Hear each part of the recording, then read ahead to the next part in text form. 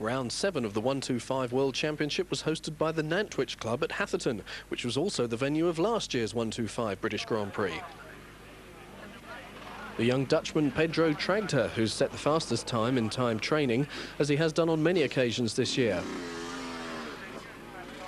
Although often the fastest on the track, he's not had the luck needed to pull off the wins.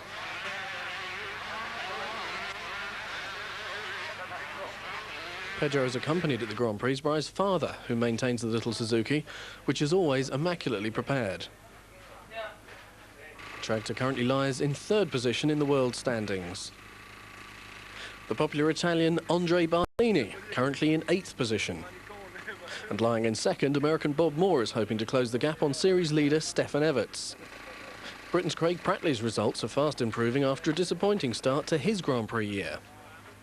A rare treat for the British fans to see the cream of the world's 125 competitors assemble in the Parc Fermé. And as usual, pushing his bike, Pedro Tragter is first to the line. Number 4 is Andrea Bartolini. Next to him is number 2, American Bob Moore. Number 35 is Britain's Craig Prattley. And now coming to the line, number 3 is series leader Stefan Everts. Let's join our race commentator.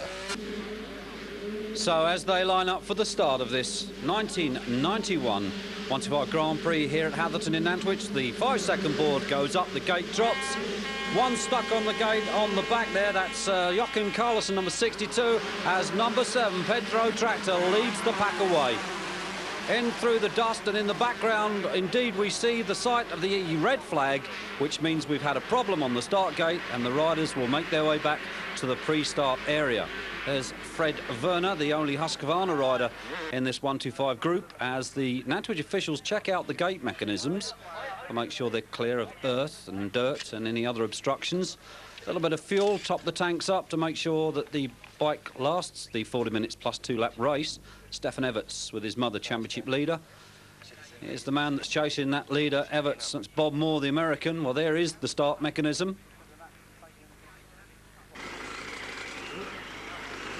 Assistant clerk of the course there, Bob McMinn, with the green flag, signalling to the riders that they can come back onto the start gate for the restart of this first moto in this 1991 English 125 Grand Prix. Tragter, number 7 there in your picture. They line up. There's Bartolini, number 4. They're away this time with Moore hoisting the front end of that 125 KTM in the air. That's cost him. Oh, 1 or 2 into the fence there. That could have been number 20, Van Drunen, who ran straight into the fence as the rest of the field disappeared down the track. And it's Bartolini, number 4, the Italian, who leads.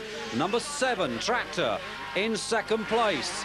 Then behind those, it's Craig Prattley, the Brit, the young 19-year-old Oxfordshire rider. He's in there with a fighting chance. Demarie, number 8, is in there. There's another Frenchman, number 32, Bollet, as the rest of the pack scream through. Well, there indeed is the new race leader, number 7, Pedro Tragter, the BFE Suzuki rider.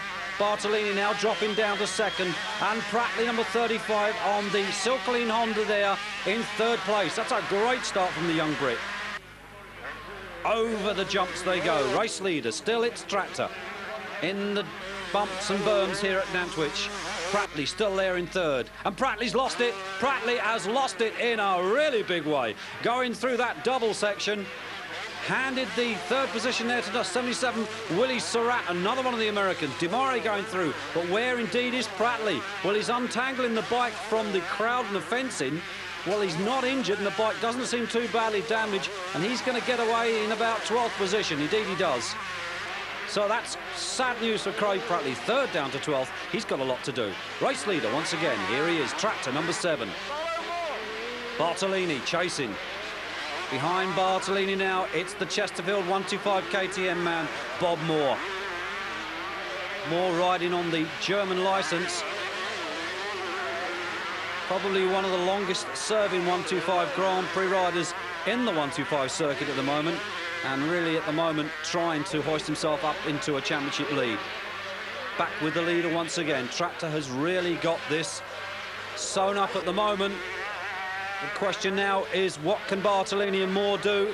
Is there a chance of them catching before the last lap flag goes out? There is Moore hoisted up over the tabletop behind Bartolini, up over Heartbreak Hill jump. And here comes Moore. He's going after Bartolini on the downhill ski-off. Into the left-hand wall of death, up the top and down they go, up towards the double uphill. Moore going for the inside line. Has he taken him on the right-hander? There's the leader. Comfortably out there in front. About a 7-second lead at the moment. Back end of the bike steps out as he dumps the clutch. Yes, indeed, Moore has found a way past Bartolini. Into second place goes the American. If he can stay there, this will be 17 well-earned points. Race leader up over the big tabletop. There is Moore. Bartolini's having none of this. He is not allowing Moore to get away from him. He wants those 17 points. Willie Surratt back there in fourth. Another newcomer really onto the 125 Grand Prix scene. This American, a likeable tall lad. There is championship leader, current championship leader, number 3, Stefan Everts. Yves Dumaurier, former Yamaha rider of last year, now on Suzuki.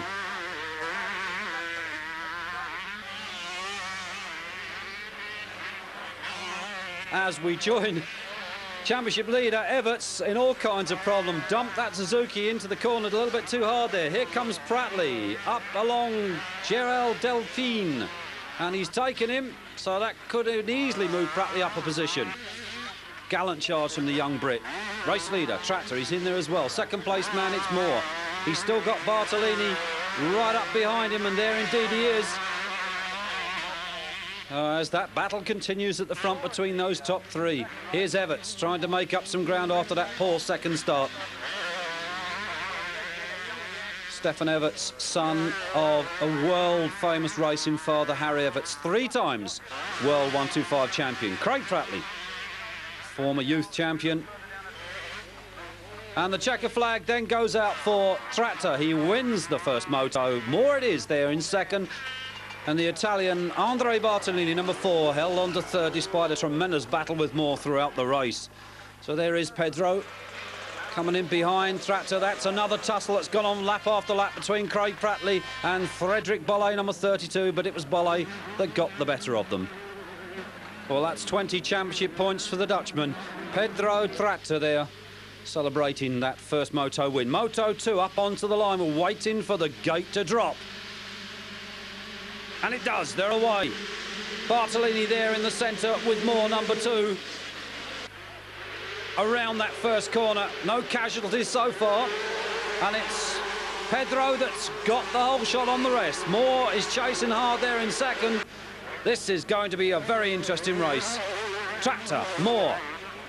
Same order as the first race at the finish. Number 20 there in third place, Marcel van Drunen. He was the casualty of the fence collision in the first moto. Obviously uninjured and okay as one or two of the Brit riders come through. Neil Prince, 37 there in the background. There's Bolle, who battled with Pratley in that first moto, but at the moment, it's the BFE Suzuki man, Pedro Tractor, that leads the Chesterfield KTM man, Rob Moore. As the rest of the pack pour through, Charel Sweeby there, number 16, went through as the rest charge after him in the dust here at Hatherton. It's still Tractor. Moore. There is really nothing between these two riders. Everts chasing hard. He needs to score valuable points here today to keep and retain that World Championship position. Everts taking over from the injured Donny Schmidt, his teammate. Schmidt being injured earlier on in the season. They tear through the Nantwich circuit. Moore now has found a way past him. Moore, Bob Moore, number 2, on the KTM, has taken the lead. Now, if they finish in this order, Moore will take the overall on the best second race result. Now, what can Pedro Tractor do about this? Everts, he dearly needs to do something about those two in front. I'm sure his father, Harry Everts, will have something to say to his son after that. There's Craig Pratley, fully recovered from that first moto crash when he nosedived into the second of those two jump sections. Did miraculously well to come through and finish. I think it was around 8th. And he's chasing hard at the moment. There is the race leader, beginning to pull a gap as he gets urged on by someone on the side of the circuit, probably from his own team. Second place man, it's still Pedro Tractor. There's Bartolini, he's mixing it up there with Wild Willie Surratt, number 77. And look at Willie going for the outside line. Over the tabletop together, perfect harmony, up over heartbreak jump. Who will emerge over the top in the lead as we pick up the race leader, number 2, the American, Bob Moore. Hoping to replace that number 2 plate this year with the number 1. Number 7, Tractor, first race leader and winner. Surratt now up into 3rd. So Wild Willie, he's put Everts down into 4th. Everts really quite a new rider to the sport, really only started riding at the tender age of about 15. And really proving that you don't have to be a youth rider for years to be at the top. This lad really has got natural ability, or with a father like Harry, you really couldn't expect anything else. Well, here's a tussle that's gone on lap after lap. Albertine, number 23, Craig Pratley and Peter Beera, all 3 together chasing lap after lap, corner after corner, but it's Albertine who has the better at the moment. The 2 Hondas, 23 there and 35 Pratley, the Brit. Of course, the other Brit that we were hoping to be up front there today would have been young Matt Gordon, but unfortunately did not qualify after riding 2 weeks after breaking a collarbone. And he actually qualified in 20th position, which was, I think, a pretty brave job. Second place man, leader's already gone through. There's Pedro Tractor. And third place man now, 77, Willie Surratt. First time for Willie on this European 125 Grand Prix scene. 4th now is Everts. Well, that's still useful points. We'll keep him there at the top as Moore waves to the crowd, takes the checkered flag, and it's a win then for Bob Moore, and that should give him the overall. Surratt coming in 3rd after Pedro Tractor, and it's Everts finishing then in 4th. But congratulations, Bob Moore. That one was always on the cards, really, wasn't it? Yeah, I knew what I had to do the second heat. I had to get a good start and stay up there with Tractor. And I did just that. I got a second place start. I felt real comfortable. The bike was working really perfect, better than Tractor's. And I just got behind him, made a clean pass. And then after that, I made 5 fast laps, pulled 9 seconds, and then I just kept it like that. I was really happy with myself today.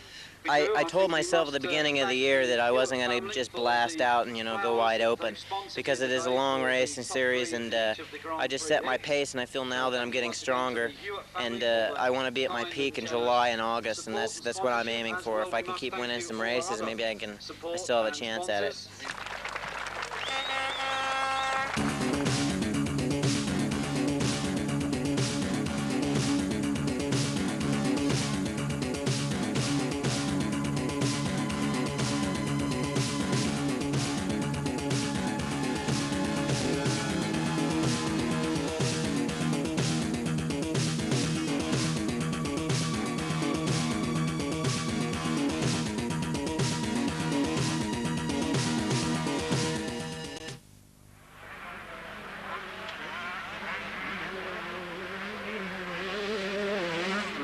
As always, the Irish Grand Prix is held on a Saturday.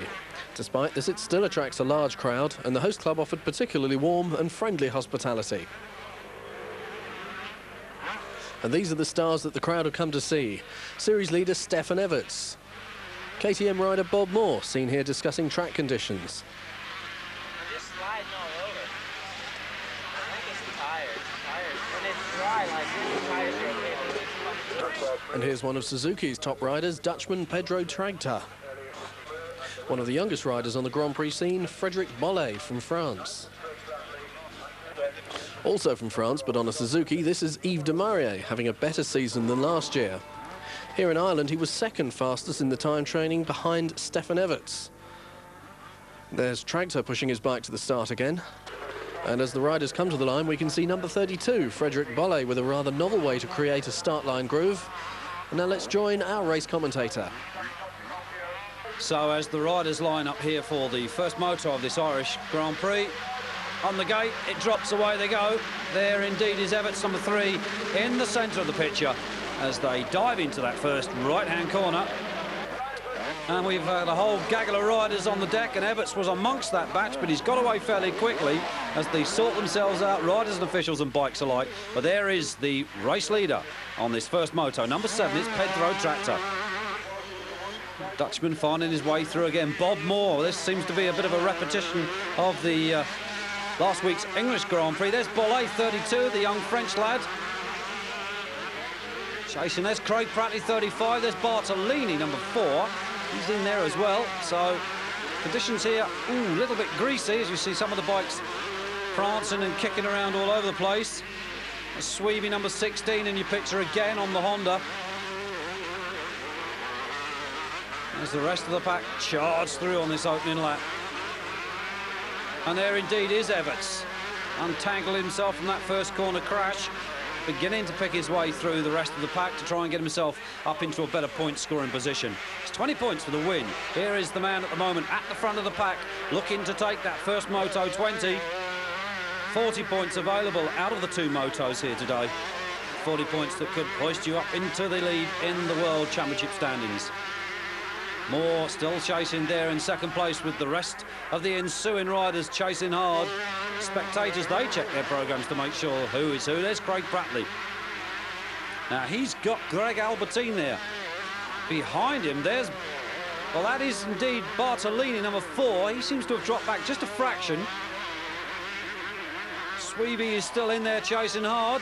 And Everts trying to find just a little bit extra out of that 8th litre 125 bike. These are single-cylinder machines, just 1 piston, 2-stroked, water-cooled radiator each side, producing somewhere in the region of 48 to 50 brake horsepower. It's the American, number 2, on the Chesterfield KTM, Bollet. Now, we've seen these two have a tussle before, the 2 youngsters, the French youngster and the British youngster, Craig Prattley, 35, up behind Bollet at the moment. They hoisted up over the jumps. Race leader comes back into our camera shot. Number 7, Pedro Tractor. Well, Tractor seems to have got this well under control. Second place man, there he is, Moore on that Chesterfield KTM. Now he's got 51 at the moment, Carlson, and number 80, that's the Frenchman Vialli right up behind him, so we could see some excitement here before the next couple of laps are over. All 4 on easy side of each other. That's an urge to a rider when he can see the guy in front. It spurs him on, and you can see it's actually spurring more on because he's beginning to close down on Tractor. Well, that's the Brit, young Craig Prattley. He's got Greg Albertine right up his back doorstep at the moment.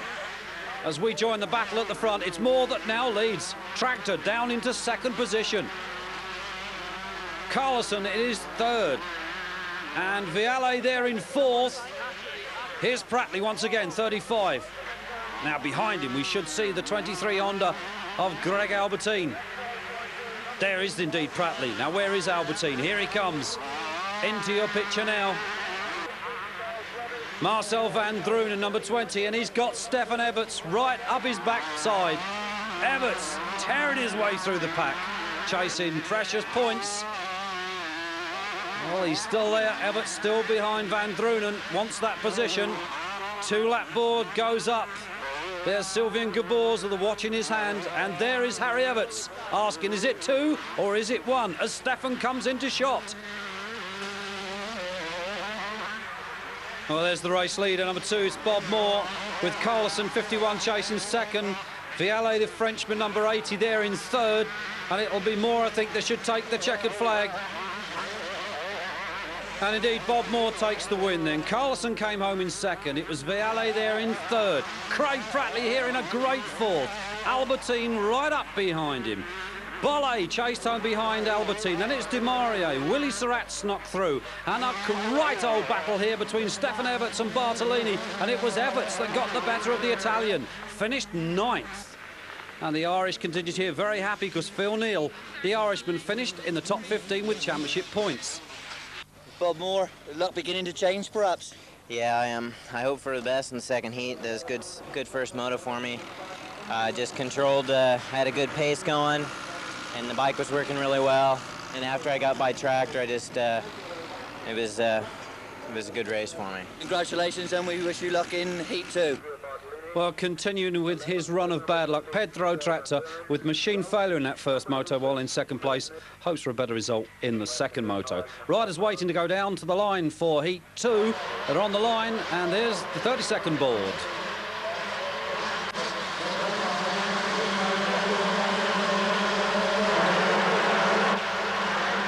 The gate drops, away they go. Demare, number 8, there's got Bob Moore on the inside of him. Who will it be that shall emerge from that right-hand corner in the lead? It's number 2, the American, the Chesterfield 125 of Bob Moore. The Frenchman, Demare, number 8. There is Stefan Everts. Then it's Greg Albertine, Bolle, the other Frenchman. Van Drunen, there's Pedro Tractor. Craig Pratley's in there as well. There's Bartolini. They're all battling for places on this opening lap. The rest of the pack pile their way through. Number 10 there, that's Alan Morrison, the Irishman, last year's winner in England. And the leader, here he is, Bob Moore on the Farioli KTM. He's looking for another 20 points in this one. Demare hangs on to second, Everts goes up to third, Albertine down to fourth, Bolle in fifth, there's Tractor in sixth. Peter Biro with that distinctive fluorescent shirt going through, and oh, just look at that. Everts very nearly tossed himself over the bars. Van Drunen got Peter Biro right up behind him. There's Craig Pratley beginning to close on Biro. Back with the leader once again. Bob Moore, number 2. Everts chasing hard. Albertine climbing all over his back wheel. This really is close fighting, battling stuff. This Irish 125 here in Northern Ireland. Really turning out to be a spectator's delight as these little 8th leader bikes battle for position after position. Stefan Everts, the current championship leader, he's still in there. He's got Albertine, number 23, on the Honda tucked up behind him. They look on in amazement. How do these lads make these bikes go so quick and so high over these jumps? Vera, he's still in there, chasing hard. Moore picking up at the front again. Look at Everts beginning to close. Albertine still there in third. Tractor's now up into fourth. Hoping for a better result from the first moto when the bike just decided it didn't want to pass the checkered flag. Peter Biro. There's Carlson. He was second in first outing. Bolle got Willie Surratt right in front of him at the moment. Oh, just look at this. Albertine's made a right blunder on that corner because he's let Tractor right through. Moore still up there in front. There's Efforts. He's closing hard. Here comes Tractor. He desperately needs some points in this one. Albertine beginning to settle down. He's got Van Drunen behind him. Then it's Carlson, 51. Well, it's Everts now that's taken up the lead. Look at this, Stefan Everts, number 3, Pedro Tractor. They're now in second, it's Moore down to third. So things really are chopping and changing around. Everts leading. The rest of the pack beginning to scream through. Here's Moore now back up into second. So where's Pedro gone? And there's the answer, back into third place. So it's Stefan Everts, looks over his shoulder nonchalantly as he goes up to take the checkered flag. Second place then, it's the American Bob Moore. Raises his arms in disbelief. How did he get past me? Then it's Pedro Tractor. And in fourth place, it's Albertine, number 23. Congratulations, Stefan. You was the fastest man today, but not the winner. Well, I'm happy that I win the second race because I catch back 3 points on more, so that's good. But I had also some bad luck in the first moto. We was with 3. We went to the first corner and the man inside crashed into me and Tractor came away. He had luck and he crashed into me and we crashed both. And so I had to start complete last and I finished 9. So I'm happy I catch some points. And the second race, a little bit of controversy about the passing maneuver. Can you just tell us a little bit about that? Well, I passed more and he passed me back, so I go back, I think, but then we fell. It was not I didn't want to do that, we crashed, but it happened, so, but he still finished second, so he don't have to worry about the crash. Well, congratulations, and it's been a pleasure to watch you ride. Thank you. Greg Albertine, 4th overall today. Tell us about it. Well, today was a good day. I was riding pretty well, or nice and smoothly. And the second heat I was really going well, and I seemed to have a little bit of bike problems, but I ended up 4th, so I was happy with that. And the championship now, you're lying 9th in the world. This must be more than you had hoped for when you left South Africa? Well, this year I was actually hoping to be in the first 5, but at the beginning of the season things didn't all go very well. The first 2 GPs not scoring a point, but it's going a lot better now. And looking ahead at the rounds to come, you've got Japan. Looking forward to that one? Yeah, I'm really looking forward to it. It's going to be a good experience going to Brazil, Guatemala and Japan. Congratulations, Bob Moore, 1st and a 2nd. You must be fairly happy. Yeah, I am happy. I wanted to get that second heat also, but I had a good pace going after the 20 minutes, and then it started raining a little bit in between 20 and 30 minutes, and I got out of control a couple times, and I really wanted to save my points. You know, I didn't want to take any chance to crash or break something, so I just kind of, maybe I shouldn't have, but I did. I just went kind of easy and collected second. A little bit of controversy about the passing maneuver. Well, no, it was all right. I did that to Tractor in the turn before that, in the first heat, but you know, I came in and I knew he was going to come across, so I started diving back across the track, and he was already there, and we both hit each other, but you know, things like that happen.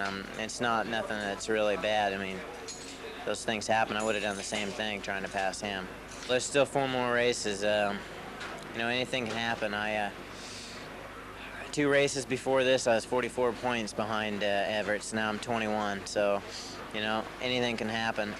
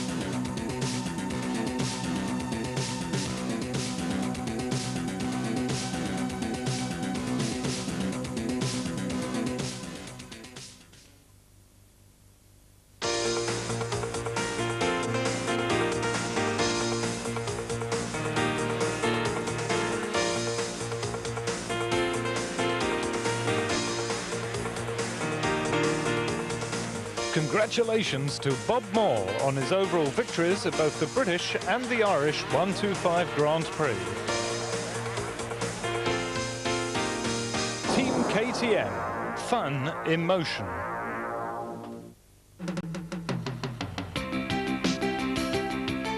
This is round 7 of the 250 Grand Prix from the south of France. The small town of Arbis is surrounded by vineyards that produce some of France's finest red wines, and which keeps most of the local inhabitants in employment. However, when motocross comes to town, tradition allows them to desert their homes and vineyards and support the event as only the French know how. With brilliant sunshine and temperatures well into the 90s, exhaustion was going to be a problem. The championship's been reduced to 11 rounds now that the South American round in Venezuela has been cancelled. Puzo's hopes of winning the title for the second time look good, and there's no sign of any weaknesses from him or his team. Not so keen on the hard tracks of the south is Dutchman Dave Strybos. He's fighting hard for second place, currently held by Trampas Parker, the American who resides in Italy, and who still feels he's well placed to take the title. And Mike Healy, the joker in the pack, keeps his hopes alive after a superb result in San Marino. As we wait for the gate to drop, here they come, 40, 250 mad, charged riders into that first right-hand corner. Bader Manet leads them away, up over the hill for the first time. They drop down, it's number 7, the former 125 champion from 1989, Trampas Parker. Michele Fanton, number 4, his teammate there in second place. In third, it's number 1, the current champion, Alexandro Puzar. Pekka Väkkönen, number 2, tucked up behind Puzar in fourth. That's Diamond. Bader Monet there. There's Jan Goudard. Behind Goudard at the moment is Davy Strybus. As the leader comes down the hill, number 7, it's Trampas Parker, the adopted Italian. So at the moment, an Italian leads, and an Italian second in number 4. It is Michele Fanton. Puzar still there in third. Bike hops out of the rut. And there indeed is number 5, Davy Strybus, who looks to be touring. Obviously not Strybus's race. The temperature here in the 90s. As the leader comes once again into view, number 7. Trampas Parker has this well and truly under control at the moment. Down the hill comes Puzar, now up into second place. So Puzar split the 2 Italian riders. So it's Michele Fanton, number 4 there, back into third. And here he is, number 95 on the white Kawasaki, Edwin Evertsson. Over the hill now for the last time, the race leader and first moto winner, number 7. This is Trampas Parker. Chasing him all the way home there in second place was number 1, Alexander Puzar. And in third, the other Italian rider, number 4, Michele Fanton. Behind Fanton, it was Mickey Diamond. And behind Diamond, it was Pekka Väkkönen. Well, the heat really got to these riders, as you can see. Had to cut holes in their shirts, much to their sponsors' disgust, to let some air through onto their bodies. But the crowd here enjoying the high temperatures as Moto 2 lined up and got underway. It's Bader Monet there again. Fanton is in there, so is Mike Healy, so is Axel Holbert. As they drop down, it's Monet that leads. Fanton there second. That's Healy third, 99. 36, Jan Goudard was in there as well. We're looking back down the pack. And look at this, number 7, number 1. Parker and Puzar way down in mid-pack. Terrible start for those 2. Scrap on here for second place between Fanton and Healy. And Healy's got the better of him on the corner. So Healy then up into second. Fanton back to third as they disappear over the brow. We're going to crash here, and yet number 2, Pekka Väkkönen, is amongst those 3 fallers, so that's his race gone for today. Monet still leading down the hill and around that right-hander. 1:02 on the bike. There's Healy in second. Fanton, the Italian, back there in third, number 4. There's Davy Strybus, number 5, closing in on Fanton. That's Puzar, number 1, behind Strybus. I think we're in for a battle before this one's over. The heat really beginning to get to the riders. Already Trampas Parker's retired with heat exhaustion.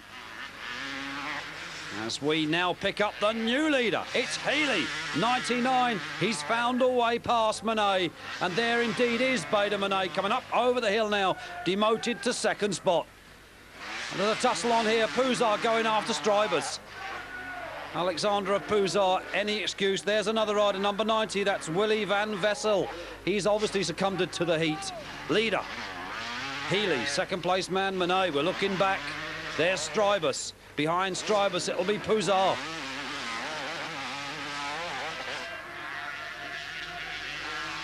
It's really all about fitness and dehydration here in these temperatures. 90 degrees plus, these riders are having to battle through it. Energy sapping, strength draining. As we join Edwin Evertsson, number 95. He's still going well. And here's a tussle on. We've got Bader Monet now under pressure from Strybus, and Puzar is sitting back there. He's lurking with some very serious intent. The leader, Healy, up over the hill. Back marker going through. Here's the battle then, on for second spot. Oh dear, was that a brake check by Monet? Strybus nearly came off, but it's let Puzar through. Let's look at it again. Yes, indeed, he slides the back end of the bike in, brake check Strybus. Strybus gets caught up in the rut. Puzar sees the chance, slots the power on and dives through on the inside, and just look at that. He lays it flat. Race leader and race winner, number 99, it's Mike Healy. He stayed there in second place. Great ride from 102 Bader Monet. Puzar it was third, and Davy Strybus there finished fourth.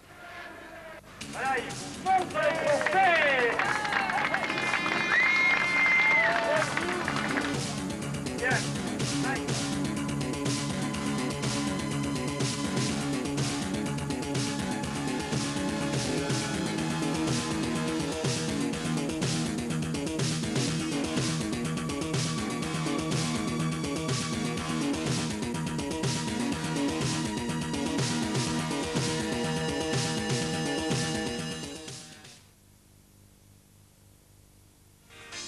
Motovision Special Edition Champions of the World 1991, available in September. Only $14.95, yearly subscribers a special price of $9.95. From Motovision, 28 Flatbridge Hill, The Mount, Frome, Somerset. This most beautiful part of Belgium was the venue for round 8 of the 250 Grand Prix. A strong French influence is to be found in this part of the country. There was controversy with this massive jump which claimed several victims in Saturday's time training, despite pleas from many riders to have the track changed. Mike Healy was one of the victims, which resulted in a trip to the local hospital, where he received 15 stitches and 5 surgical staples. I'd smile big, but I can't. It hurts. Britain's Lewis King, who the previous week in France recorded second fastest time in qualifying, was another victim, but he luckily escaped with concussion, cuts and bruises. Competitors pushed the issue further before Sunday's time training. Healy and Puser, backed by a majority of riders, insisted that alterations had to be made before time training could begin. What is the problem here? Yeah, it's a big double jump, and the second jump is too high, and that's why they want to change it. So that's not so dangerous anymore. But you haven't had any problems with this one, yeah? No, I liked it because I thought to pass somebody or stuff like that, because it's not all the riders don't pass double jump, so I passed them. That was easy, but they said that's too dangerous, so yeah, they changed it now. The advantage is now lost on this jump. Yeah, no, I think everybody's gonna jump, so it's not possible to pass somebody here. Because yesterday this is where some times were made up. Yeah, for sure. It's 2-3 seconds faster if you take the double jump or not. And you are quite disappointed with this. Yeah, a little bit, yeah. And if there was something in the track you didn't like, would it be changed for you? No, I don't think so. I'm not world champion, huh? Manny Bervots, thank you very much. Thank you. Mike, this morning we're seeing the digger here working, and the track is being changed. I think it's just the riders are getting together. You know, I walked the track on Friday with the organizer and tried to pinpoint some of the bad spots and dangerous spots on the track to him. But yeah, he's the owner of the track, and he's so certain it's the best thing in the world. And actually, it's just a big piece of junk. So we're just trying to get together and make it as safe as possible for the other riders. You know, whatever we can do, we're going to do. And is this the only piece of the track that is going to create problems, or is there somewhere else that you're not quite happy with? No, on Friday we changed quite a bit on the track. There's been a few riders that really got seriously injured this weekend on this track. There's probably been about 10 riders that have been hauled out of here, and they can't race just because of being busted up. I mean, you don't want to see it, and we certainly don't either, but I must admit I've had a walk around here this morning, and it certainly looks a very spectacular track for the spectators.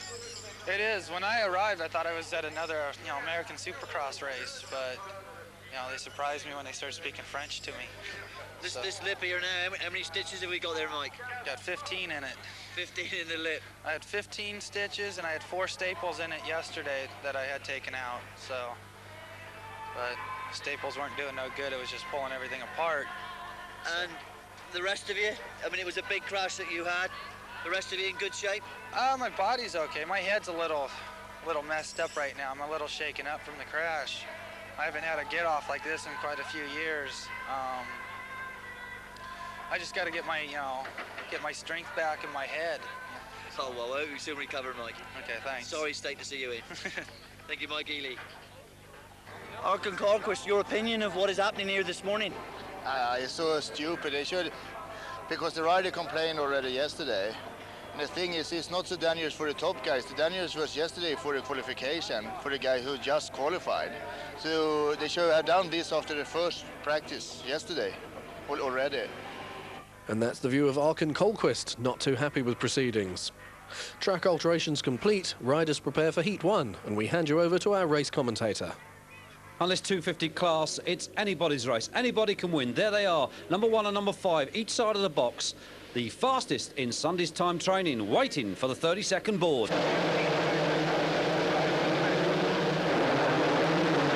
And they're away. Up the straight they go into that right-hander and then down that very tricky first downhill section. Who will it be? Herring's there. And look at Herring with the bike almost in speedway style, but he's hung on. Herring it is that leads them away, number 8, the Brit. Looking back for second. It's Puzar, number 1. Then it's Johansson, number 12. Parker, number 7, he's in there as well. Peter Dirks, number 10. Strivers has gone through. They're all beginning to pick their way through those first set of corners. But we look back and think, how did Herring manage to hang on that first right-hander? He had the back end of the bike. Oh, absolute speedway style. Here he is, number 8. Robbie Herring hoists the Honda up down that double section, and that really is a tremendous set of downhills. The current championship leader, number 1, Alexander Puzar. There is Johansson there in 3rd. He's got Trampus Parker, number 7, behind him in 4th. Look at it as they hoist those bikes up down that section. That really is frightening. Cameraman said he stood on top of that earlier on, and it really did give him vertigo as he looked down. But Herring doesn't seem to worry at all about this. Here they go. This is the controversial jump that the riders complained so bitterly about earlier on. They bulldozed it now. Everybody's happy. But Herring was so quick there and sat in his time training. 3 seconds faster than anyone else over that particular jump. So Robbie Herring it is in the lead with this man in 2nd place, number 1, Alexander Puzar. In back for 3rd, there is still Johansson and Parker. No changes as yet. Parker down the big downhill. Oh, indeed, and that is Healy. The back end of the bike must have slid round as he approached the uphill of the jump, and he's thrown it away in really big style. Back end of the machine, very bent down, but he's back on it. Kick it back up, get it going, and get back in the race. This is what he's done. Well, that's the 2nd crash this weekend for Mike Healy. Herring back at the front. To the sounds of the hooters and the crowd as he really hoists the Honda high. Puzar hoisting that bike just as high. The Chesterfield Suzuki of Alexander Puzar. And we're back with the race leader, and look at this. Herring's got a problem. The left-hand side radiator cowl has come away from the radiator. Now that could cause Herring a problem sometime during the race when he gets up over these big jumps. As we join the tussle back there for 2nd and 3rd, Johansson is still there with Puzar, and Johansson past Puzar. Trampus Parker still chasing that group. Monique Bavorts, number 6, on the Kawasaki. He's in there in a good position. Axel Holbert going through there. He's got Peter Dirks, and there is Väkkönen, Pekka Väkkönen, and right behind Väkkönen is Gert van Doren. There's Jamie Dobb, one of the British riders, number 9 on the Yamaha, Belgium-based rider now. Here's Healy, 99, recovering after that early lap crash. Beginning to move himself up the leaderboard. 2nd place man, Peter Johansson, number 12. Now let's look at this. Look at Parker, takes a different line over the jump, not as much height, lands exactly the same time as Puzar, and then what happens? Puzar runs Parker straight into the metal railings. Well, Parker will not like that one iota. Puzar hangs on there to 3rd spot. Parker still in 4th. There's Monique Bavorts, still hanging on to his position at the moment. Track beginning to rut up just a little now as they dig into those big ruts. And this Robbie Herring, well, we expected he may have had a problem with that radiator callum, but he's on his way back to the paddock. So that, of course, now moves up Peter Johansson, number 12, into the lead. The battle is on still here between Puzar and Parker going after Puzar with some vengeance after that tactic of shoving him into the metal railings. And he's got him. Parker takes Puzar. Parker moves up then in now to 2nd place with the absence of Herring. And Puzar going back after Parker. We'll wait now for Peter Johansson on the 1992 Yamaha for his first Grand Prix win. Just what Arken Colquist was doing with a wooden stake, we don't know, as the Yamaha team members greeted race winner Peter Johansson.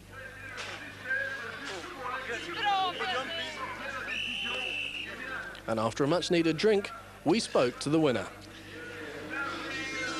What are your feelings, Peter? Great, this is You've great. waited a long time. Many years, many years. And you've been the fastest this season on many occasions, but today everything went your way. Yeah, that's right. I was following Puzar and look, his line, and he had some wrong lines, and then I passed him, and it was hard, but I won. And in the end, it was just one bike length. Yeah.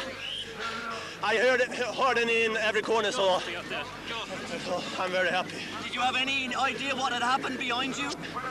I saw Parker start losing when it was maybe 3 or 4 laps left, and then just Pusa left, and it was heavy. Peter Johansson, congratulations. Thank you very much. Parker and Pusar had clashed several times, with Parker going down on the final lap. Officials had to pull them apart after a physical confrontation in the finish area, which resulted in Parker not attending the first heat presentation.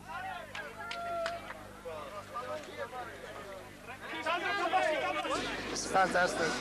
It's the first Swede I won a Grand Prix after my victory in Namur 88, so we are so happy. I think this is going to lift the motocross in Sweden. And we have been waiting for this the whole season with Peter. But I just finished 3rd and 5th all the time, and I have seen his possibility to win. He has a capacity to win, but he has been a little bit weak here. But now I think he's going to win the next one also. Carlquist confident that Peter can win the next race, however Healy thinks he'll win. Parker displays his scars to the public after clashing with Pusar in Heat 1, while Pusar acknowledges the fact that trouble could lay ahead. Meanwhile, Britain's Rob Herring gives a detailed explanation of his crash to Trampas Parker.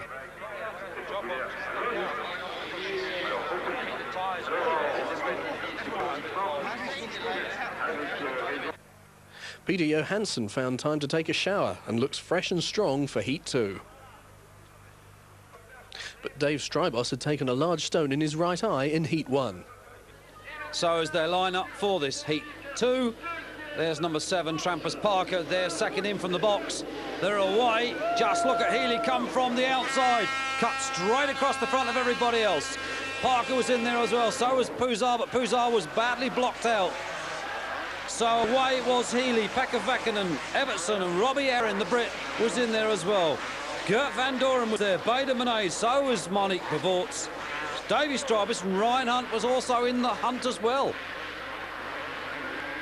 They go over the big jump. That's the controversial jump that they all complained so bitterly about after Saturday that was changed for Sunday's racing. They settle down into this first lap. Someone stalled it there on the corner. And look at this, Parker way down at the back. He got landed on after that first big jump by somebody, and that's put him way down at the back. But here's the leader, number 99. Second place and third place and fourth place men all neck and neck. Bevorts, number 6, is still in there. Strybus is still there. You really can't separate any of these riders at the moment, but it was Healy that led. Race leader, 99, Mike Healy, making up for that first leg crash. Second place man, it's Väkkönen, Herring, Evertson, Bevorts, Strybus. There is Ryan Hunt, 67. As we pick up the race leader once again. Healy making no mistakes in this one. Herring is still there. He also crashed badly in the first race. Didn't finish, but he's up at the moment into around second position. Pusar trying to make up ground. Leader once again, the American, Mike Healy. Coming from the 125 squad last year into the 250s for 1991. There's Evertson, 95 on the bike. That's Bevorts right up behind him on the Kawasaki. Healy once again. Back end of the bike beginning to slip and slide in those little wet patches around the circuit. But as always, Healy, being an American, likes to style it for the spectators and for our cameras here. The Californian really beginning to enjoy himself down that big downhill double. That really is a spectacular jump. Up and over he goes again. Hoist the bike high and wide. Healy gets away. Here's Pusar, number 1, and we've got a battle on here. This is Ryan Hunt, 67, and Mickey Diamond, he's got him. Mickey Diamond, the American, inside the Brit. Monique Bevorts now has got in front of Pekka Väkkönen, number 2, so Väkkönen drops to 3rd. Well, here's Mike Healy. He's going to win this second heat. Number 6, Monique Bevorts there in second, and 3rd, it's Pekka Väkkönen. Mike, the aspirins seem to have worked quite well. I think what it was is that I didn't take any aspirins before that race. I got to feel the pain. I just wanted to get it over with. The result is great. I finished 3rd overall today with a 9.91, which should have moved me up in points to 3rd position in the standings, which is great. You know, now I can chase down the leaders. It's just been a great day. Been a hard weekend for you though, Mike, eh? It's been a rough weekend. I can't wait to go home, mend my wounds. And home tomorrow? Yep, exactly. Fly out from where? Oh, I fly out from Brussels into LA within 1 day. It's gonna be great. And you'll have plenty of friends home there to meet you? Oh yeah, I'm gonna have a whole group of them there to meet me, so it'll be lovely. And better weather than what you've had in Europe in the last couple of months? Hell yeah, it'll be beautiful when I get home. Well, congratulations on today, and we look forward to your return to Europe. Thank you. Thank you, Mike Ely. Thank you. It was hard, a little bit first hit, much bad luck. First got beginning some problem with my arms getting pumped up, and then and bad start, crashing 2 times in the end. But I had in the end very good speed, but you know, I just could come for 7th place. Second hit, I could have chance to winning, but I was feeling a little bit empty, you know. I tried everything, but you know, boys were a little bit faster. Well, congratulations, and we're pleased to see that you're now fit again. Okay, thank you, Pekka. Today I had very bad luck because after the first start, after some few corners, I get a stone on my eyes, and well, you can see what happened, and it was not good because I don't see the lines very good, so I cannot go for 100%. Rob Herring, what have you got to do to win a GP? I'm not really sure. Like, I thought today was going to be my day, and I would be riding really well today. I had a good lead in that first one. Second one, you know, I was going really good, and I made a mistake in the second one. I chose the wrong front tyre, and it was a lot harder than what I thought it would be, and my front end washed out in the corner and bent my handlebars. But the speed's there, and you know, the fitness is there now, and it's just got to keep plugging away and stick at it until I get it back again. Team Chesterfield Rinaldi had a birthday party for one of its members and is certainly in numbers the largest team on the 250 Grand Prix circuit. They wouldn't have been happy to hear the next statement from Trampas Parker as he gives us his views on the clash with Pusar.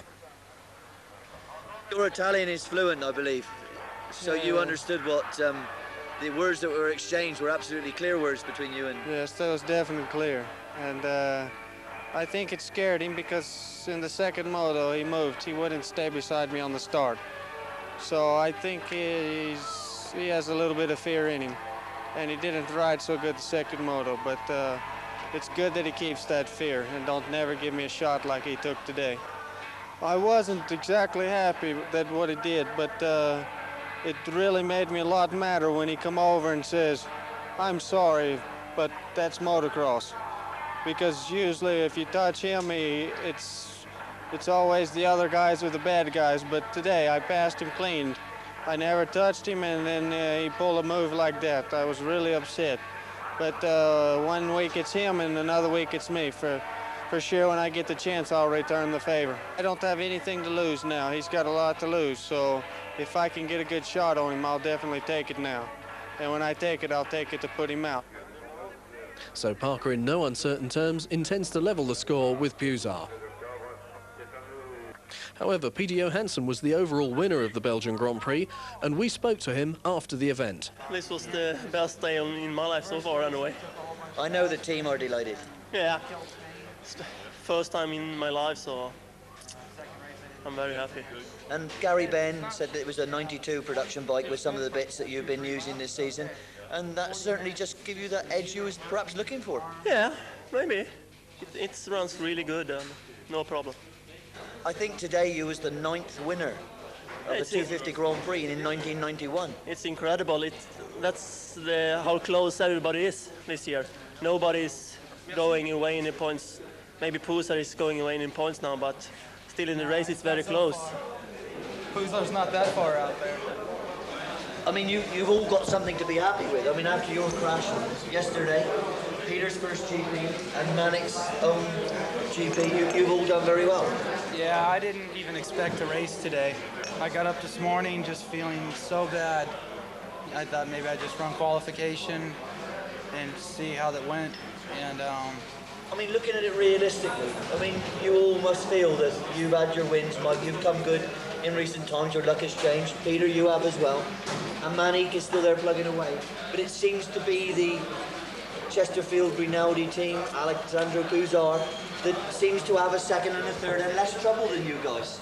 Puzar's on a really good bike. He's got a really good team behind him. Yeah, and he's riding okay. He's using his head and not making many mistakes. Whereas of myself, I got a good team and a good bike, and I don't think that much. When it comes to doing stuff, I just balls to the wall. I do what I have to. I either win or lose. So. I mean, it's good stuff for the crowd, but it may never win you a world title, Mike. Yeah, maybe, maybe not. I mean, I don't know that we want you to change. I mean, Peter's having a laugh here. Peter, you don't want him to change, do you? No. It's good like any stuff. And I'm sure Manique don't want you to change. There's got to be some comedy at the track, so. You've all entertained as well. I mean, that's the great thing about this 250 class, isn't it? I mean, nobody can say anything at the beginning of a race. I mean, you must feel this, Peters. I mean, Christ, we just don't know where the next winner's coming from. No. I hope it's from Sweden. I hope it's from Sweden anyway. Well, Britain could do with one. He's quick enough, but he... Oh, shit. He was quickest in the first one, eh? He was just going away. But over to Manique, home GP for you, and you've had a good day on a hard track. Yeah, honestly, I did a lot of training on the hard track in the winter time, so I'm got used to it. So I'm not also fast on the hard tracks. So it is a good race for me. So I'm very happy. And what about this 250 championship? Yeah, there's 10 riders who can win a Grand Prix. So it's so difficult races. It's so fast. It's unbelievable. But Alexandro seems to be the one that settles for a second or a fourth. That's why he's gonna be world champion. I think he can ride every track. So he's riding with his head, and he's always with the points. Well, we've enjoyed watching you today, and you entertained the Belgian people as well, and they're very happy with your result. Yeah, I think also. We look forward to the next time we see you ride. Yeah, okay, thanks. But you're off to America next week? Yeah. Well, congratulations to you all for giving us such great entertainment. Okay, thanks.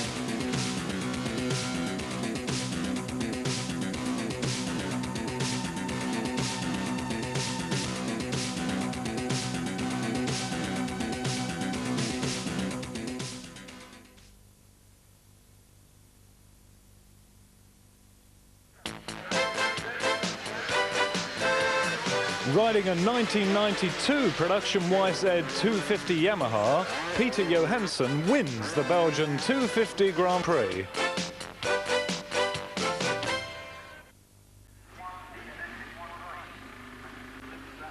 After the heavy thunderstorms on Friday night, which left the track in perfect condition, the British 500 Grand Prix, hosted by the Salop Club, was blessed with some of the best weather of the summer so far, and the huge crowd of 30,000 enjoyed brilliant sunshine on both Saturday and Sunday. Having proved in earlier rounds that he has the pace and ability to cope with the deep Hawkstone sand, hot favourite for the event riding the Works SR500 Kawasaki was British teenager Paul Mallin. But three-times world champion Dave Thorpe could not be ruled out of winning his home Grand Prix. Having set the fastest practice time, championship leader George Jobet was expected to do well here today. Second fastest in time training was Kawasaki's Paul Mallin, and he was half a second slower than Jobet. Action Workshop's Jeremy Watley returned to form following his wrist injury. Number 13 on the Honda is Belgian Joe Martins. And number 23, another Belgian, Johan Boonen, now entrusted with Kurt Nichols' factory KTM. And sand specialist number 3, Dirk Gherkins, could also do well here today. But here's the British crowd's favourite, Dave Thorpe. So waiting here for the gate to drop on this, the first leg of the 500 British Grand Prix. And the gate's down, the riders are away, thundering into the first turn. Most of the fancy runners taking the right-hand side. Let's see how they come out as they file into this first turn. Back end of the field disappearing into the dust. Over the first turn, it's 56, Mortensen the Dane, 55, Watley the Brit in second place. Looking now, the riders filing through. And here come two of the Brits. Dave Thorpe, number 5, Malin, number 11. Here comes Mervyn Anstey, number 12. And further down the field, we find the runners streaming through. Brian Wheeler, 34, going through there. Mark Eastwood just tucked in behind him. And the riders now well spread out, about 30 around the first lap. And here comes old Willie Simpson himself, the war horse from north of the border. So back with the leader, number 56, Soren Mortensen. And just listen to those hooters from the crowd. They're all raging for Watley in second place. Mortensen comes down the hill. Gherkin's now in front of Watley. And there's Joe Bay poised in about 4th, 5th place. So Mortensen still hanging on to this lead, a 33-year-old Dane on the Kawasaki. Second place man Gherkins. Gherkins, a sand specialist from Belgium. Very tight section of the track here. Martin's going through, Lyles. And there's Malin. Malin going through in about 8th place there. And now we pick up Boonen going through. Lundqvist, there's Thorpe, Dave Thorpe about 10th place. Down in the woods we see no sign of Mortensen, so it's Gherkins in the lead. Watley 55 going through. Looking for the next place man. Jackie Martin's going through. Malin kicking the Kawasaki sideways. Lyle tucked in behind him. Lyle's almost thrown it away down the bottom there. And coming down the hill over the far side is Gherkins. Watley in second place. Listen to that crowd get behind him. Looking for 3rd place man. And it's Malin. Paul Malin in 3rd place. Lyle's just tucked in, about 6th place behind him. Down in the whoops, Gherkins going through. And look at that crowd, it's got to be one of the Brits. It's Paul Malin up in the 2nd place. Jem Watley down to 3rd then. And away down the other side of the hill, Gherkins on the Honda going through. Looking back for 2nd place man, Malin still there. And the Action Workshops man, Jem Watley in 3rd. Martins, Lyles, Kees van der Ven. Dropping down the hill, and we look here from the top of the mountain onto the circuit. 23, Boonen going through, and there's Dave Thorpe. Being cheered on by the crowd. Next rider through, 13, Joe Martins. We're looking down the field now. Mortensen just going through, early race leader. We're still looking down the field for Joe Bay. He dropped into the whoops earlier on. 9 is Lundqvist. Where is Joe Bay? 12, Mervyn Anstey on the ES 500. Looking back, still no sign of Joe Bay. Another Brit rider going through there, 34, Brian Wheeler. Come on, where is Joe Bay? There he is, George Joe Bay, still wearing some decoration through his excursion through the ropes earlier on. Gherkins going through, Martins. Away, back end kicking out once more, there's Billy Lyles. Kees van der Ven. And the riders making their way up the famous Hawkstone Hill once more. Looking back, let's see who's coming back down through the field now. Dave Thorpe plugging away all race, still high up there in the points. Away once more, flag at the top, and there's Joe Bay. Side panel hanging off from his earlier unplanned excursion through the tapes. So here we are picking up on the last lap. Looks to be Dirk Gherkins, number 3, the sand specialist. Showing his medal here once more at Hawkstone. Just the last couple of jumps before the finish. He'll be pleased to see that checkered flag. There it is. He'll be very happy with that first win of the season. 2nd place man going through. Jackie Martins looking back for the 3rd place. Should be Lyles on the Kawasaki. Here he comes, Billy Lyles. And he's followed by 7, Kees van der Ven. Should be Johan Boonen next. There he goes, 23 on the ex-Kurt Nickel KTM. And the first of the Brits home, Dave Thorpe in 6th spot. So the crowd obviously enjoying the sunshine. They've had plenty of action in the first race. And speaking of action, there seems to be plenty of action over that young lady's shoulder. So meanwhile, the officials getting set and ready for the 2nd race. So for Jackie Martins, 2nd in the first race, looking to keep in touch with Joe Bay. Number 6, Billy Lyles, a strong 3rd finish in Heat 1. He'll be looking to follow that up. And of course, Gherkins would love to get a double header today here at Hawkstone. And finally, number 14, Joe Bay, the true professional. He'll be looking to improve on his first leg performance, no doubt. So Dave Thorpe taking the right-hand side of the gate. Didn't get a very good start last time, he'll admit that. Looking to improve upon it away down the line.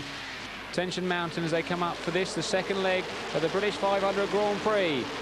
5-second board out. The revs are rising and they're away once more, thundering into that first bend. And we pick up the action down in the whoops, and it's 46, Joe Smets in lead. Watley there in second place, 14, Joe Bay, and there's the Bergerman Banks going through. Lyles we see going through, 9 is Lundqvist. Number 3, Gherkins further down the field. And look at this, some of the fancy runners not quite up in front there. And we're looking through. Dave Thorpe, look at that, about 30th position going through. Critical these whoops on the first lap. So many accidents here. And if we find there's a rider stop they're looking at, it's number 19, Jared Smith. Well, he'll have his work cut out to recover from that. So Smets going through in the lead. Watley in second place. Mark Banks on a TKL KTM in third spot. There goes Joe Bay. Mailing going through. Trying to pick up Martins, Lundqvist, Mervyn Anstey. More of the Brit riders going through. 35, Stuart Cole, a Welshman on the Regent Honda. And the field filing through now. Very dusty this section of the track as they come up towards the end of the first lap. Field spreading out already, and there's Jared Smith at the back, as I say. He'll have his work cut out from the whoops. Meanwhile, back down the whoops we find number 46, Smets going through. Watley, 55 there in the Action Workshop. Kawasaki in second spot. Jumping out the last whoop at the end. Banks is still there. Joe Bay, Lyles on Joe Bay's mudguard, and there goes Paul Malin. And Joe Martins, followed by namesake Jackie on the KTM. Gherkins, early race leader going through. Smets taking a dab there, coming under some pressure from Watley. Watley on the Action Workshop Kawasaki. Over the tabletop, down towards the whoops once more. Third place man, Joe Bay on the Honda. And there's no sign of Smets. Watley in the lead as he drops into the sandpit. Lyles coming through the whoops, number 6. On the Kawasaki. Good day for Kawasaki's here. Number 46, Smets, remounted, looks to be in third spot. There's Joe Bay. So Watley gone. Watley down. Looks to be Lyles in the lead. Second place man, Joe Bay, pulling through there. And there's Watley. Watley obviously lost it a little bit there, back in about third place. 4 is Jackie Martins, followed by Joe Martins. Number 3, Dirk Gherkins, first race winner. 7, Kees van der Ven going through. And there's Joe Bay, new race leader again. Joe Bay, Billy Lyles, unfortunately expired with mechanical problems. Second place man, Watley on the Action Workshops machine. A good day for young Jeremy Watley. But he's still been pushed hard by number 46, Smets. 13 going through there. Joe Martins on the Honda. Away down towards the whoops once more. He's got Gherkins, first race winner, tucked in behind him. Number 4, Jackie Martins. Meanwhile, we pick up Joe Bay. Here we are in the closing stages, looking for that last lap. Here it comes, the 1-lap board is up. And there's Paul Malin, not being his day today, but he doesn't look too worried at the moment. So Joe Bay coming up, waves to the crowd for the last time over the jump. Punches the air as he takes the checkered flag of the second moto win. Watley 55 in second, and a race for third, with Gherkins just taking it from Smets. And there's Smets celebrating with an after-race cool-down drink. Meanwhile, up on the podium, George Joe Bay taking a drink, washing some of that Hawkstone sand out of his mouth. Sign of pent-up aggression there. Meanwhile, different people winding down. Overall winner of the day, Dirk Gherkins, getting a cheer there as he prepares for his after-race shower.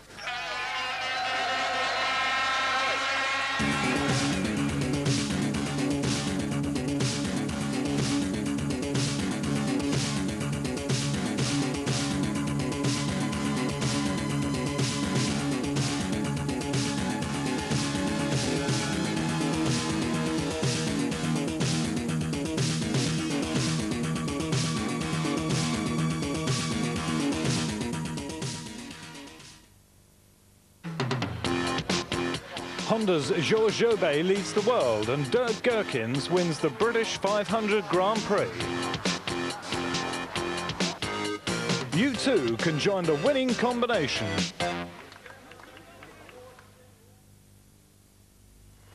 And here we see Kurt Nicholl immediately prior to the crash which wrecked his World Championship chances for 1991.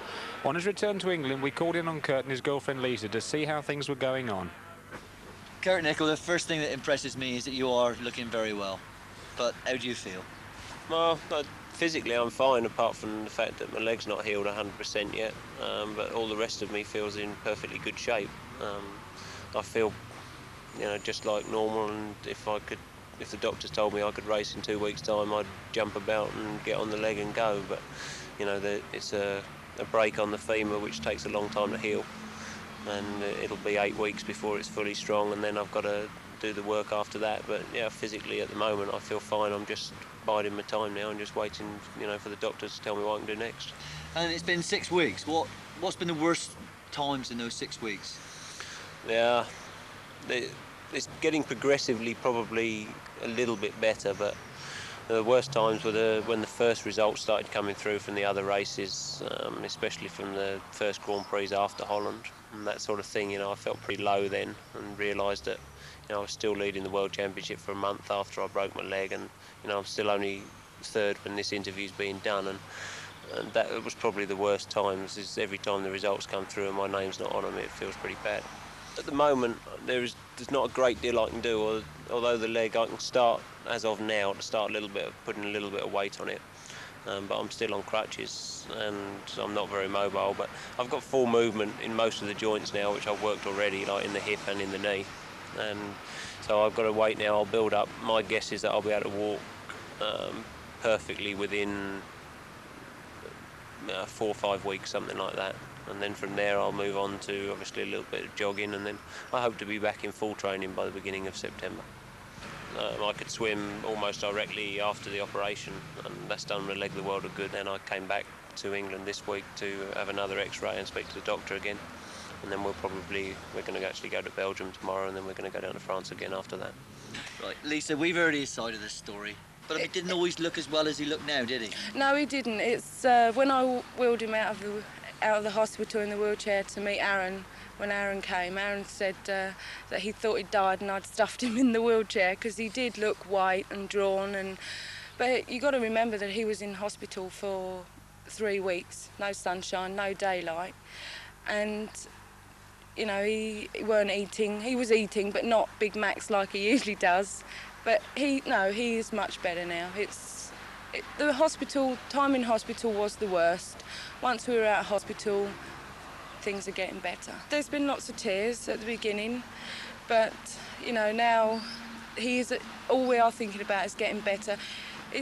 I think it's brought us closer because we've learned a lot more.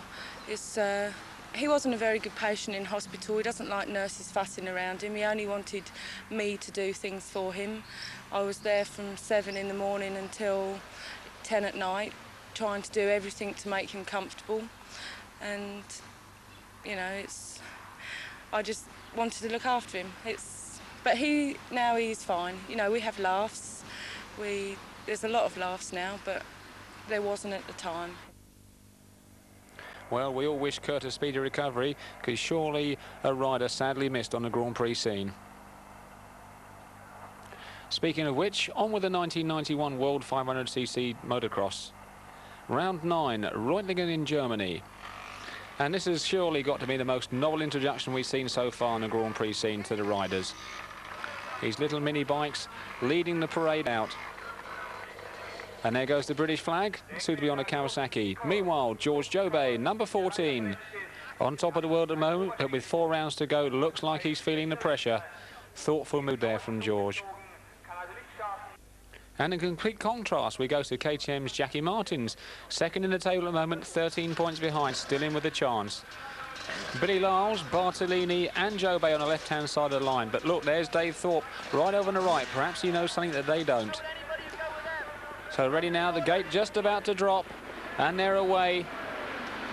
And we see they come across, immediately you see the problem with this track, the dust flies as they go that first section. It looks like tarmac, very hard.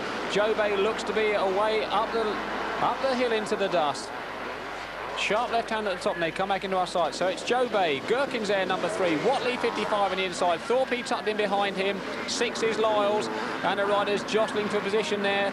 As you can see, a very hard track here. The dust certainly a problem. One rider going very wide at that corner.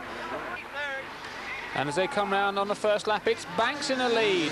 Jobé second place. There goes Whatley, and Gherkin's really flying hard that jump. Thorpe and Lyles just tucked in behind him, and the field stringing out 2 Kawasaki's almost colliding. Bartolini going through. Malin obviously suffering in that first lap. Over the jumps, way behind the field, back end steps out. So Joe Bay in the lead. There's Mark Banks himself. 55 is Watley, 5 is Thorpe, 6 is Lyles, 3 is Gherkins. So already these two pulling out in the first lap. Joe Bay going through, Watley, Banks still there, but Thorpe on the outside of Banks as they're going. Look at the stones on that track. Now that has got to be a problem for these riders. Imagine getting stuck behind the rear wheel of one of those machines with the stones flying up in your face. So Joe Bay looks to be almost like a concrete surface as he goes through there. Watley, Thorpe in the third now.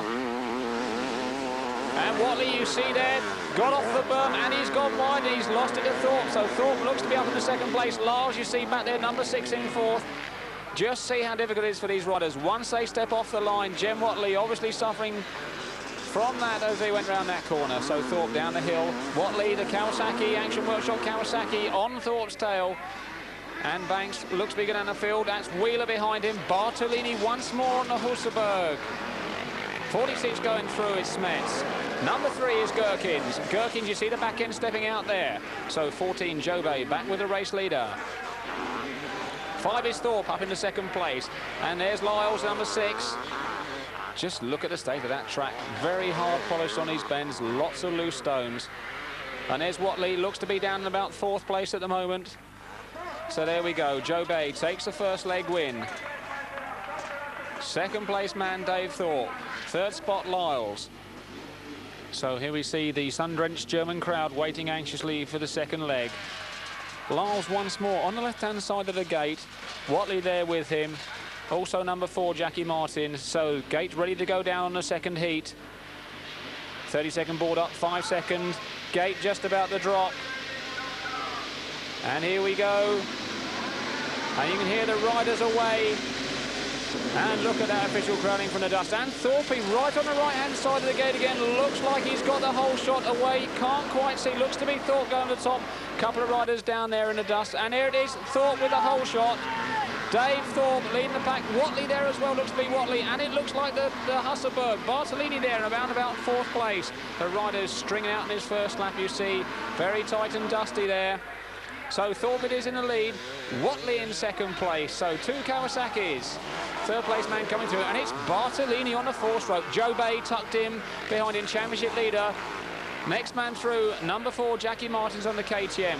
Thorpe out in front, really proving the mastery of the loose stuff on this track.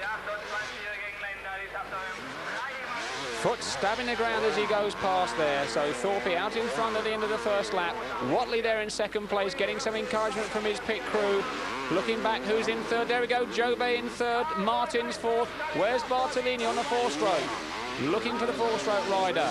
27, Carl Salzer going through. That'll be popular with the crowd. We can hear the 4-stroke coming through behind us. There he is, Bartolini, the Italian, on the 4-stroke. And the rest of the field streaming through. 7's Van der Ven, 6 is Lyles there, further down the field than we'd expected. 9 is Lundqvist. So the field streaming through at this end of the first lap. As you can see, the dust rising. Thorpe out in front, a long leap down the hill. Looks to be pulling away from the crowd at the moment. Bit of loose stuff on the corner there, looking back for second place man. And it's Watley still on the Kawasaki. Joe Bay tight on his tail low. Next man coming through, Jackie Martins on the KTM. We're looking back, there's Bartolini. Bartolini, the popular Italian rider on the 4-stroke. And the American-Belgian himself, Billy Lyles on the Kawasaki. So there's Thorpe out in front. Number 5, Dave Thorpe. On the Kawasaki, away up the hill once more, on his own at the moment. Smooth start as he flicks the back end round into that turn. Leg out, ready to stab the ground. Away into this tight chicane here in front of us. Loose duck before he turns left. Round out of our sight. Next man through, Jem Watley. 500cc Action Workshop Kawasaki.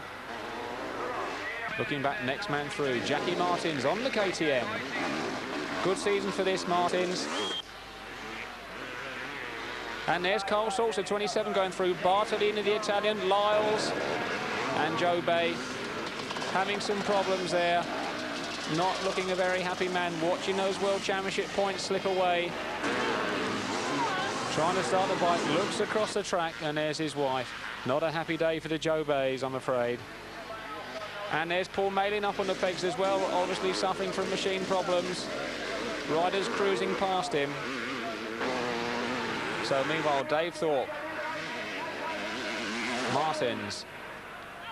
Watley going through. Watley looks like he's got a puncher there. Rear wheel hanging off the rim. So Thorpe takes a checkered flag. Look at that. There's one delighted looking man. Second place man, we're looking back. Lyle's further down the field. It's Martins in second place. Jackie Martins. Lyle apparently suffering shock problems further down the field. 27 Carl Schultz. So that'll please the German crowd, and they're looking very pleased there. And who won the scrap for fourth place? And it's Watley from Bartolini.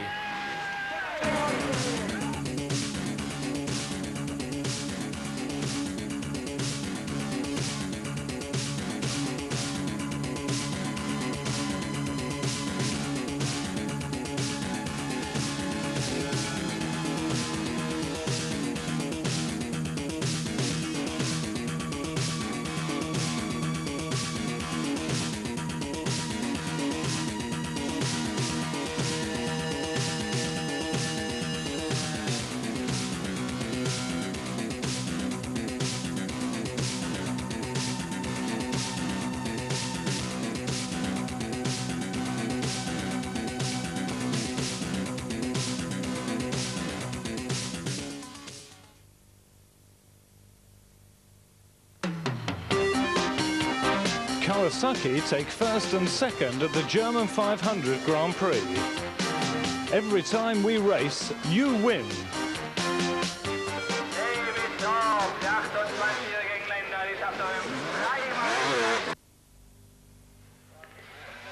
At Motovision, we'd like to take this opportunity to congratulate the British riders on their successes in the German Grand Prix, and at the same time to thank the German organisers for their hospitality. After a lap of the track in this G-Wagon, we took the opportunity to hear some latest news and views around the 500 scene. Did you realise at that time that you was going to be second overall? No, not at all. I have a bad habit working things out when I'm riding round. I knew I was going to be second overall when Joby went down, and I was thinking this is going to be a good overall place. But then I just, as soon as I got the puncher, all I was concentrating on was finish. You must be very happy, and what are your plans now? For sure, we're really happy, yeah. Our plans really are to concentrate on the British Championship and get some good consistent finishes towards the end of the year. Can you manage to get him in the top 8? For sure, it's possible, but we'll just see how the next few weeks go. Billy Lyle, same stories, different venue. Yeah, it's getting old. We go well the first moto, and then we have problems the second moto. In England, we were first, and today we're running 6th, but I think we'd have finished up 2nd or 3rd somewhere. Something new every week. It's just hard to explain. But the championship disappearing out the door now for sure, yeah? Yeah, it's been gone. Well, depends on how you look at it. If I could have just 1 or 2 motos back where we've had mechanical problems, with George having problems today, we could be right back in. You know, it's such a funny year because everybody's having trouble, but some of us are having more than others. Brian Wheeler, congratulations. You've had a good day, a 6th and a 10th. You must be very happy. Yeah, over the moon. Great day. Best day I've had yet, to finish both motos with points. We had a great race in the first one. Bartolini himself, we were battling all the way through. The crowd was enjoying it. Like, the bike was going really good. No faults with the bike. Can't fault the day, really. I mean, Bartolini, a bit of an animal to pass, but he's told me the same about you. Oh, it's true. He got by me about 3 times and I've done him back, like. George, you must be very disappointed. Yeah, disappointed because today I was, I think, the fastest. And I showed again that I was, like the boss on this championship. And I had some bad luck with that chain who came off twice that second heat. So I lose 2 points today. And I could have much more points, but that's racing, and I'm looking now for Namur. In England, we spoke several months ago, and you said to me that when you are as good as the bike, you will be world champion. This moment is now very close. Yes, I'm riding pretty nice. My physique is very good, and I'm riding smooth with the bike. I'm riding well, so I think that I still can improve a little bit. But anyway, I'm the fastest on this championship. Anyway, now I expect to win the world championship, but you know, anytime. It doesn't matter where and when. Mark, you must be happy with the result, but disappointed that you haven't done better. Yeah, I had a problem in the first race. I went out in the start, you know, you have to set the pace. I set the pace all right, and after 20 minutes, my back tyre just started to break up, and I was convinced I had a puncture, and I slowed down and kept looking at my back tyre. But what had happened was all the knobbles had come off, and there was no sidewalls, and on the hard pack it was just going sideways, you know, every time, and that really done my confidence in. And then Bartolone T-boned me on one of the corners up there and put me upside down, and that sort of put an end to the first race. Jackie Martins, your world title chances are still very much alive. Yeah, the first heat it was terrible. You got a really bad start. Yeah, sure. I hit the gate. I hit my front wheel under the gate, and yeah, I lost in the start, and I come back to the 11th place behind Kees van der Ven. It was no way to pass him. Second heat I have a good start, of good, 7th place I think. Then I come back to the 3rd place, and then George, he was jumping much too far, and I was thinking, yeah, I see his bike was moving, bending. After three laps the chain was coming off, and then it was easy. And then Jeremy Watley got a flat tire, and yeah, it was good for me, but I had 2nd place. In England, you enjoyed your stay? Considering I had allergies really bad, and I loved the commentary there, or commentary, as you say, the commentary. They weren't very knowledgeable on what they were speaking about, for one. Is there anything in particular that upset Yeah, there you? was a lot in particular that upset me, because they were pulling for the guys in front of all the Brits to fall down or have accidents or get hurt, or, oh, well, maybe the bikes will stall. Let's hope Joe Bay's bike stalls and then Jim Watley can win, or, you know, just a number of things. It just wasn't very professional. It's not what we expect out of Brits. On behalf of the English commentator, I would like to apologise to you. I wasn't the only one who had my feelings, sir. No, you better get everybody in the paddock. Well, I felt I had a good chance. George was faster than me in the first race, but once he had the gap, not before, and I knew if I could make a gap, then it would be hard for them. Fantastico!